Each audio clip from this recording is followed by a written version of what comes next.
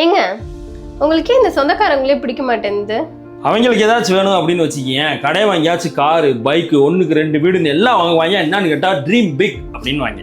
இதே நம்ம ஏதாச்சும் பண்ணோம்னா, தம்பி அகலக்கால் வைக்காதீங்க, இருக்கிறத வச்சு சந்தோஷமா இருந்து பழகுங்க அப்படின்னு வாங்கி. அவங்க பிள்ளைய பரீட்சையில் மார்க் கம்மியாக எடுத்தா, அப்பா ஒவ்வொரு ஆளுக்கு ஒவ்வொரு தரமா இருக்கும்ப்பா, படிப்பு தான் எல்லாத்துக்கும் முக்கியமா அப்படின்னு வாங்கி. நம்ம பிள்ளைய மார்க் கம்மியாக எடுத்தா, இதெல்லாம் எங்கே உருப்பட போகுது, நான் தான் அப்பயே சொன்னேன்ல அப்படின்னு வாங்கி. இதே மற்றவங்க பிள்ளைன்னா, எப்போ சாதிக்க போகிற, இவ்வளோ வயசாகிக்கிட்டே போகுது, சாதிக்கிற மாதிரி ஒரு ஐடியா இல்லையா அப்படின்னு வாங்கி. இதே அவங்க வீட்டு பிள்ளைங்கன்னு வச்சுக்கேன், சாதிக்கிறதுக்கு வயசு தேவையில்லை தம்பி, எந்த வயசில் வேணாலும் சாதிக்கலாம் இல்லை அப்படின்னு 1008 எக்ஸாம்பிளை கொண்டு வந்து உள்ளே சொல்லுவாங்க. நம்ம வீட்டு பிள்ளைய ஏதாச்சும் கஷ்டப்பட்டு செஞ்சு வந்து தோற்று போய் நின்னாலும், என்னோட உழைப்பு பத்தலைப்பா, நல்லா உழைப்பை போட்டுருக்க வேணாமா அப்படின்னு வாங்கி. அவங்க வீட்டு பிள்ளைய ஏதாச்சும் பண்ணியிருந்தா, நம்ம என்னதே உழைப்பை போட்டாலும் நம்ம தலையில் என்ன எழுதியிருக்கோ அதுதான் நடக்கும் பாருங்க அப்படின்னு வாங்கி. அதை விட நம்ம வீட்டில் ஏதாச்சும் ஒரு நல்லது நடக்கலை அப்படின்னு வச்சுக்கேன், என்னப்பா காலங்கள் போய்கிட்டே இருக்குது, ஒரு நல்லது கூட நடக்கலையா அப்படின்னு வாங்க.